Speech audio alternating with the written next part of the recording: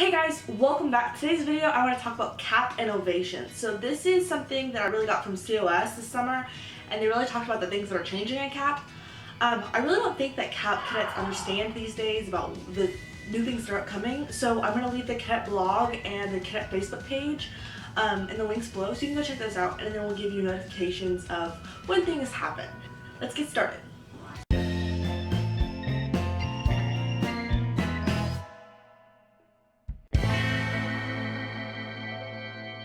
Okay, so if you want to look at this, like I said, you're gonna find the description below. I'm kind of gonna go through it and then give my opinion and 2 cents and what extra information I might have on it. So on the first, they have the 52-16, it being re-engineered, and they're changing it. The main reason of that is because they're trying to come up with new SDAs.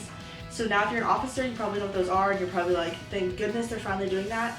And so those new SDAs will come out with the new 52-16. It also will incorporate the cadet fitness program. It's expected to come out in 2017. There's also a new thing for the minimum grades for staff, which basically means that you can't have a tech sergeant as cadet commander. I don't really understand how they're going to do this because certain things won't really work if your highest ranking person is a staff sergeant, or if your highest ranking person is a senior math sergeant.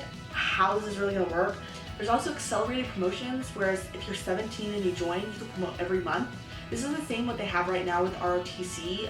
If you have 2 years in ROTC or JROTC, you can promote it every month, which I think is good in theory, but some of the cadets who I've met with that, I don't prefer, because JROTC, especially if it's Marine, Navy, or Army, it doesn't correlate over with CAP. And so even someone who I know who is in Air Force ROTC, their knowledge of regulations and how things run are completely different. So they can get to spots in 15 months. So, I mean, that's not something I completely like. There's also 2 new badges. Now, these have actually been around for a while and you can currently wear them. It's the Cadet Sim badge and the Cadet Cyber badge. So basically with this is that there's certain things for technician, senior, and master level, and it's basically just another badge you wear. Right now you have ES badges, leadership badges, that kind of thing. You can see kind of what they look like right in here. But it's just basically another badge, which is encouraging something else. They're hoping that if they put this badge out there, people are going to work towards the badge, which makes 100% sense, but you still got to remember you can only wear 4 of these at a time, especially when I talk about the PT badge. There's just so many things that it's just like Christmas tree all over those blues. One thing that people have been talking about is how there's no aerospace requirement to get your curry, and they do this because they want to make your curry as easy to get as possible, which I 100% get, and I 100% agree with, because people don't want to stay at the bottom of the totem pole. They want to get promoted, so that they want to make the first one easy, so then you feel like you've accomplished something, and then you continue. They do want to make it where there's some sort of activity that you must complete. My problem with this is currently there's like the wingman program that cadets have to have, and it just makes one more thing that staff has to do differently for these cadets. So I don't know if they're going to make it where they have to attend your monthly already aerospace, or if there's something additional to that. I think that's going to be where the little bit of leeway is right there. I already talked about this a little bit, is the SDA, and they want to change it because it doesn't make sense. You have to shadow someone, you have to give presentations. It's a lot more work that really isn't presenting you with learning knowledge.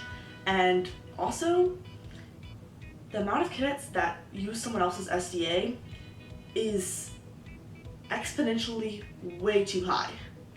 Honestly, the amount of people that actually are doing their own SDA is way lower than those people who copy someone else's SDA. So that's one thing that is 100% true, and it happens a lot. Now, if you pay attention to CAP at all, you probably know about the PT. Now they're changing it from the old to the new, and I'm probably doing a video on this next week, so you can check that out and leave that below once I put it out.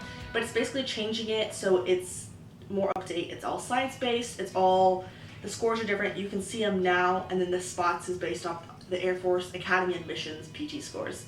So you can check those out, and I'll leave something below for that. There's also a cadet merit list, which is basically those who get really high scores on PT and leadership in aerospace, and It's just something that could help promote people getting good grades in school and in CAP. There's also, which would help with the Cadet Academic Excellence Badge. Like I said, more badges, you can see them right there, blah, blah, blah, blah, blah. And it's basically trying to get more people to get better grades in CAP and in school. And then the last one is called the National Advanced Flight Academy, which I think about this is something really cool, is if you've already been to a flight academy, there'll be, I believe, scholarships for 10 people, which if you think about it in the grand scheme of things, that means 10 people. But basically you go for a 6 to 8 weeks and you get your pilot's license at the end. So to apply for the scholarship, you have to have already gone to a flight academy, but then 10 people getting their pilot's license 100% free in 6 to 8 weeks. So you leave with the ability to fly a plane, which I think in theory is pretty stinking awesome. STEM kits, it's basically a STEM kit and it comes put together, and your squadron, I believe it has to be a senior member who requests them, but you can get quadcopters and there's little like rockets and things like that. They're put together packages and your squadron can request them, they get sent to your squadron and your squadron can use them for weeks and weeks and weeks, and they're super fun. You don't really have to go out, and that was kind of a problem with the rocketry programs in the past, is you had to go out and buy all the supply and somehow your squadron had to fund it. And if you have any questions, as always, just leave them in the comments below, my Facebook page, personal message me, email me, do whatever, ask your question. Thanks guys for watching, and I hope you enjoyed this video. See you next one. Bye! Hey guys. Hello. Hello. Hey guys, welcome back. Today's video is my collaboration. A few weeks ago I posted something called Collab With Me and my channel update. I'll have it linked above, somewhere up there. So I had several answers and a lot of people who wanted to collab. So thank you for everyone who did. Ask 2 questions. What you've learned through your organization, whether it's CAP, ATC, ROTC, anything like that, and what advice you'd give to someone new. Hey guys, remember to check the resources at the bottom of the description because there's tons of stuff out there. Because I think it's really important for us to keep up with